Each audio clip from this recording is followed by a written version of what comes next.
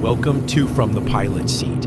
Join me as we explore real aviation stories, lessons learned, and incredible flying machines. If you love flying or want to learn, hit subscribe and come along for the ride. For deeper insights, check out my books, Lessons from the Sky and From the Pilot Seat. They could make all the difference on your next flight.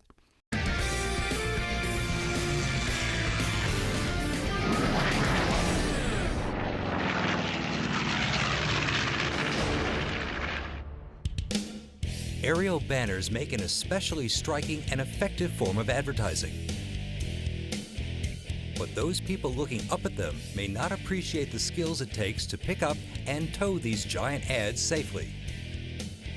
First, you have to have the right aircraft, and a popular choice is the Citabria. Well, this one is a 2002 model with 160 horsepower, so it's got the same power as the Cessna, although it's only 2/3 the weight. So it's ideal for aerobatics, what I call gentleman's aerobatics, and tailwheel training. It's a very docile trainer, and then it can also do banners as well. But it's not as easy as simply taking off with a banner behind. That would be far too risky. The banner is first laid out on the ground and connected to a rope strung between two poles. The pilot takes off and drops a grappling line with a hook, then uses this to pick up the banner and heads off to wherever the display banner is needed. But mastering this procedure takes a lot of practice. And today, Andrew is teaching one of his new pilots, Adam, just how to do it. First, without the banner attached, he has to perfect the grappling maneuver.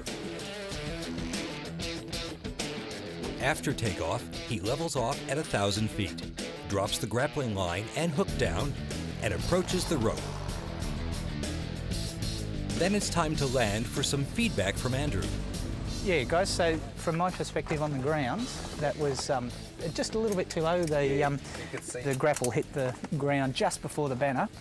You want to make sure that you're at max rate of climb at the top, so no lower than 68 miles an hour, so it just looked a little slow, but apart from that, great.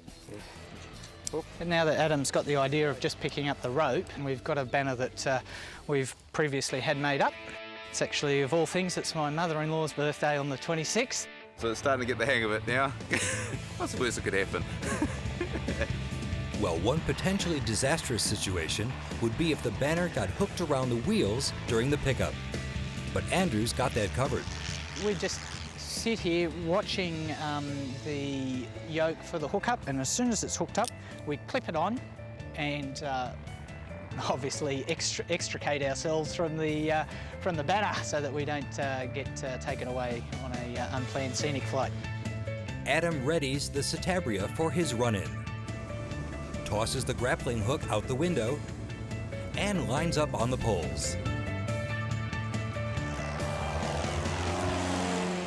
So that's a successful pickup, which means one happy trainee banner tower. And hopefully, one happy mother-in-law. Adam's lesson is not over yet. He's got to keep flying for another couple of hours. It's not just flying the aircraft. You're flying at a very low speed, about 50 to 60 miles an hour, with quite a large amount of drag out the back. So it sort of equates to trying to tow a caravan up a hill. If you're not very careful, you can quite easily overheat your car, or in this case, the aircraft.